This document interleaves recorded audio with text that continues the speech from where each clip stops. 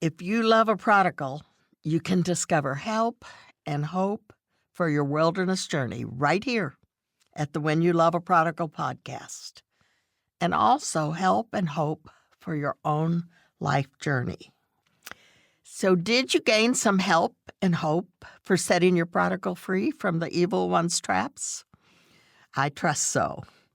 And today, we're going to talk about some freedom for you. Please be sure to jot down any ideas that you can apply today, or you know what I always say, you'll forget. I've always been amazed at the idolatry of the children of Israel throughout the Old Testament. I was sure I would never worship an idol until I discovered that I had some idolatry problems. The prophet Isaiah repeatedly mocks the children of Israel for carving idols to worship out of half a log and cooking their dinner with the other half. How could anyone think that, quote, God could save them? We read in 1 Samuel that rebellion is like the sin of witchcraft and arrogance like the evil of idolatry. That's in 1 Samuel 15. Wow. I need to examine my rebellious tendencies because I do have them. Is it permissible to stand against injustice? Of course. Is it good to push the boundaries to reach a breakthrough? Probably, often. Is it okay to break rules for a higher purpose? Well, sometimes. Is it right to say no to God? To choose my way over his way? It's not right and it's not wise. So do we sometimes choose not to follow his way? Most of us have to answer yes to that. We do sometimes choose our own way. And God understands our struggles, but he gives us every reason not to rebel. He proves over and over that our stubborn and rebellious choices are not only foolish, but they represent the idols in our minds and hearts. How do I know he understands? He's God. He is good. He knows. He cares, and he is able. He is a perfect blend of justice and mercy. He loves me more than I can understand, but he is holy and he is grace. And there are so many more things that are true of him. When I recognize that, do I still rebel, demand my own way? Sometimes. But fortunately, life and experience have taught me well. I totally believe that his way is always better than my way. And gratefully, I usually now, finally, choose that way without a fight. Almost always now. The reality, sometimes I thought I had to have something tangible, a certain car, or recognition that I thought I deserved, or any other things that I thought would make me happy or fulfilled or satisfied. And those things can become idols. If I think I have to have it, it's like I'm putting that as higher value to me than the Lord himself. Idol, as defined by God, is anything that is higher in our affections than God. He's got to be the top, the most, the best, because he is. Whatever we think we must have to be happy, something that occupies the throne of our lives, is an idol. The primary idols of my heart, well, for sure my own way, control of my own life. From the time I was born, I wanted my own way. My family has told me that many times, and it's taken quite a few decades since I came to Christ to really be able to hold open hands. As I grew in my walk with God, I discovered this pattern in my conversations with God not infrequently. I would say, Lord, I must have this, something I wanted. God would say, probably not, Judy. Just surrender. You will find what you really want. I'm a slow learner. Maybe you are too. When God called me to serve him, my fiancé said no, he wasn't going to serve God. He was going to go get a job. And I said, Lord, tell him that we're going to serve God. And God said, Judy, if you marry him, you won't be able to do what I want you to do. Which was I going to choose, my way or God's way? I remember that I fought with the Lord pretty much all night that night. And in the morning, I surrendered. I chose God's way.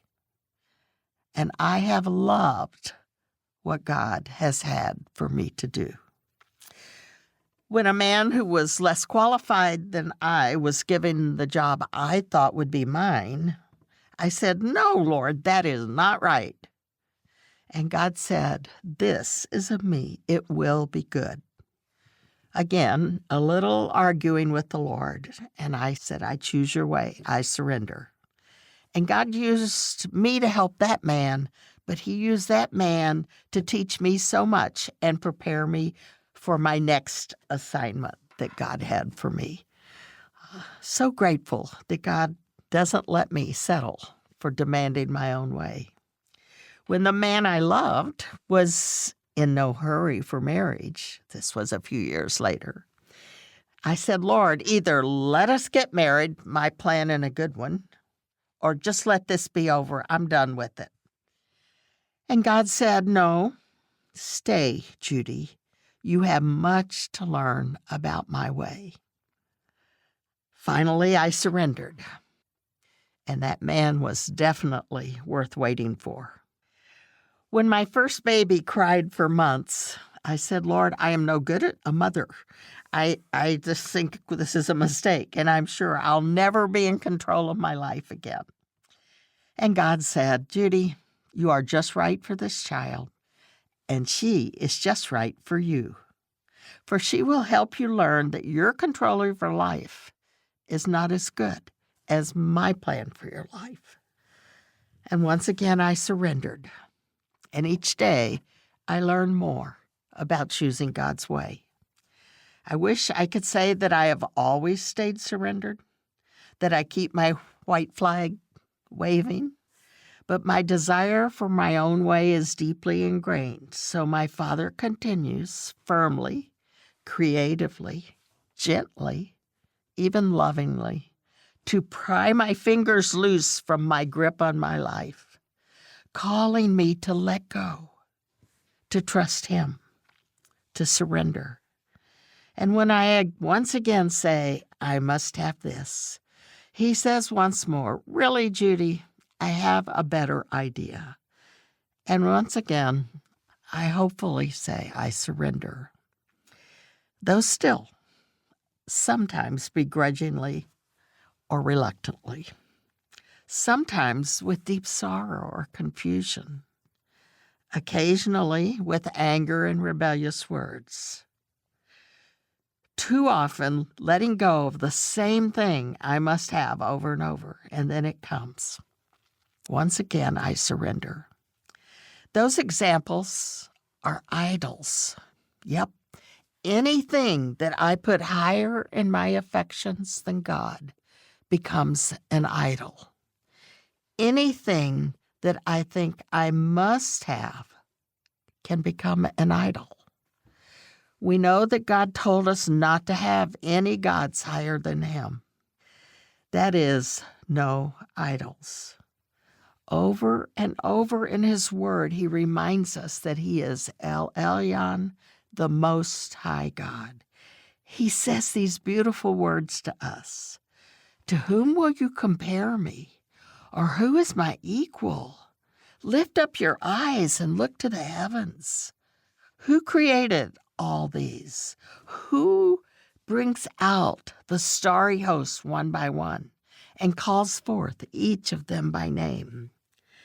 Because of his great power and mighty strength, not one of them is missing. Yet we are so like the children of Israel, constructing our own idols, pursuing what we think will satisfy or rescue. I know. I've done this before. My recidivism rate is pretty high. Why do I want my way so much? When you love a prodigal, this can be a frequent conversation with God. Our most common idols are people, the people we love. Often those much-loved wanderers and their return become idols in our hearts and minds. Some time ago, our son was going through a hard time. I thought he was doing well, making good progress, but I realized he was again making some poor choices. My response, no, he can't. I can't bear going back to what it used to be like. I can't stand for him to not choose God's best. I just can't keep doing this. There he was again, up on the throne of my heart. Prodigals can spend a lot of time on the throne of our heart. His becoming the man God made him to be had become, once again, an idol for me.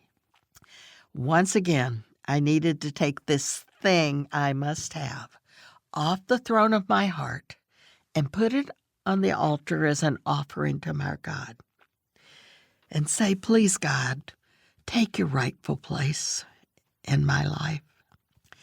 And then God said to me that time, let's make a memorial, a remembrance of this surrender which continues to be so hard for you. Take a piece of white paper, like a white flag, and write on it the idol you are surrendering. I did that. I wrote Josh's name and my desire for him to be all that I hoped he would be. I wrote that on that paper. Then he says, offer it up to me, a sacrifice of your heart. Set it on fire. Burn it, a sweet incense offering. Then collect the ashes and place them in your little alabaster urn and place it where you can see it to remind you that you have given that idol to me and that you can trust me to guide your life and to make sure that you're never giving up on your prodigal. Keep it where you can see it, the Lord said. When you find yourself once more placing him or something or someone higher in your affections than your love for me, let it remind you of your white flag, of your surrender. Sometimes it still takes a little while, but oh, the freedom when God is in his rightful place in my life, on the throne, in control. And my idols, still important in my life, but not an object of worship. So what about you? Did what I was sharing from my life cause you to realize that you have an idol, or maybe several, that you need to surrender to the Lord? Do you need a white flag? I hope you find the freedom that I have found as you offer your idol or idols, most often at this point in life, your prodigal, up to God. He will never quit working to bring him or her back to you and to himself.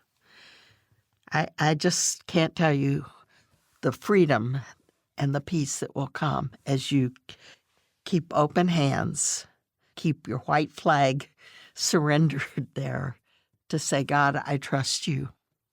And even as this person I love so much becomes an idol, that I can give him back to you. I can turn her back over to you and say, I trust you, Lord. I surrender.